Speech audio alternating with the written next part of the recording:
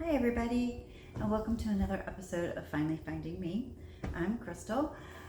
For those of you who have just maybe seen this video, I haven't seen any other videos, I started this kind of like a video diary thing to see if I could help other people with some of the things that I've been going through.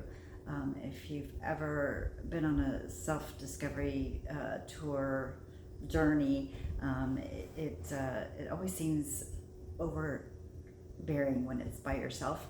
So I thought, well, you know what? If one person can see some of my videos and they resonate with them and they can make it feel like they're not alone, then that would be awesome. So today I was actually going through Facebook and I saw this list somebody had posted up there about the 10 behaviors that women think are normal, what they call normal, but they're actually signs of trauma. And I'll have another video to talk about, what trauma is. I mean, in the culture that we live in today, everybody talks about triggers and traumas, but there really are traumas out there that nobody even realizes that they've had trauma. I was one of them. I did not know that until I started to actually work through some issues. And I said, we'll talk about that in the next video. But I wanted to talk about these signs because they resonated so hard with me that I didn't even realize that these were signs. The first one was over-explaining everything. Everybody has to, like, for someone who's been through a sign of trauma, they have to explain everything. Like, they're afraid of being misunderstood or judged, so they feel like they have to tell a whole story behind a statement that they make, and they don't have to, but they feel like they have to. Another one, number two, is everybody else's needs are above your own. Like, you are people pleaser, you give, and don't expect anything in return, which is not a bad thing, but when it goes outside of the norm, then that needs to be looked at. Why are we always putting everybody else's needs before our own? Can't rest without guilt. This really got me. And it's a lot of times about the way we're raised, and some of the times that's where trauma, most of the time that's where trauma comes from. But I couldn't even take a rest on the couch. Like, if I sat on the couch to just take a rest, I was constantly thinking in my mind, okay, I need to be doing laundry. I need to be doing the dust. Oh, I can do that. Oh, well, I could do more for my business. Oh, I could do more for my kids. I did not know how to rest, just to sit and rest for a little bit. I thought that was really a great sign. Turn pain into humor. I think a lot of us do this. We have something happen to us, someone says something off color to us or whatever, and we make a joke out of it, or we laugh, making them sound like they're making a joke when they're really not.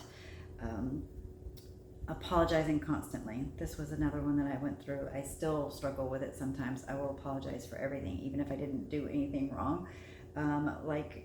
Walking through a door and someone bumps into me, and they clearly bumped into me, but I turn around and was like, oh, I'm so sorry.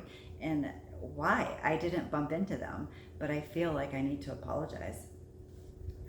Stay in relationships way too long past their expiration date. That has everything to do with even, not even romantic, but even friendships. Oh, things will change tomorrow. They'll understand later. They don't really know that they're hurting me. Things will get better, and they just never do. And you just stayed in that relationship way too long. Shrink when offered kindness. This is one I still struggle with. A lot of my friends will still have to keep reminding me. Doing kind things for me. It's difficult for me to have people do things for me. I want to do them myself, or I don't understand the kindness behind them. A compliment is very hard for me to take. And I don't know why. I love giving compliments. I love seeing people's faces when I compliment them and everything. So it was learning in me, why was it so hard for me to take a compliment?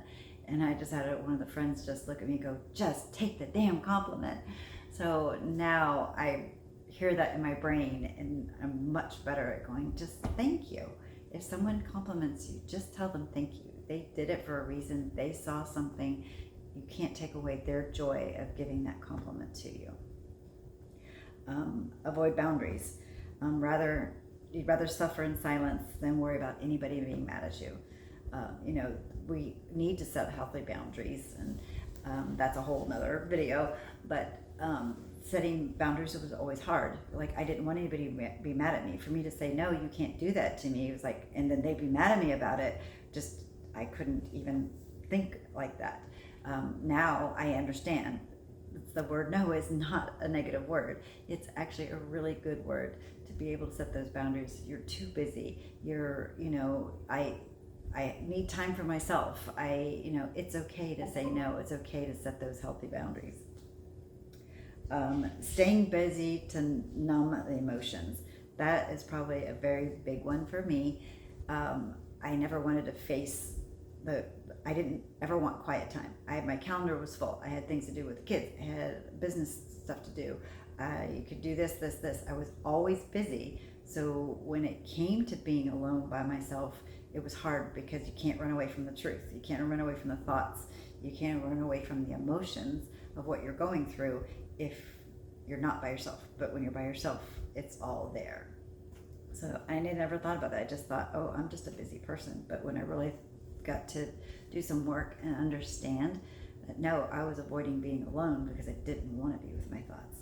I didn't want to deal with the emotions. And I think the hardest one was like holding back my voice. I had plenty to say in situations, but being raised in the South, and also good girls don't talk about themselves and stuff like that, it was very hard for me to understand that I am important. I have a voice. I have important things to say. I have things to contribute to things, especially in business. I think it's hard for women as well because my career field was actually very male dominant.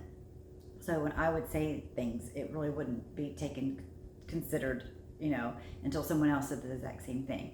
So it took me a long time to get my own voice, and I'm still working on it. But I know who I am now. I am, and I have all of this to offer, and it's my turn to start offering back to the people that have also given me so much. And also it's being selfish, holding back things that I can help with other people. So the things that you think are normal, I want you to realize that actually if you look at these things, these are signs of trauma, and you need to delve into why are you doing this. If any one of these things that you heard here that you're doing, then it's time to start talking to somebody. It's time to start getting some help for those things. It's time to realize that somewhere in the past, there's been something that has caused you trauma, and it may surprise you even what the trauma is. So in my next video, I'm going to talk about that because I was really, really surprised where my actual trauma came in my life. So until next video, y'all have a very blessed day. Thank you so much.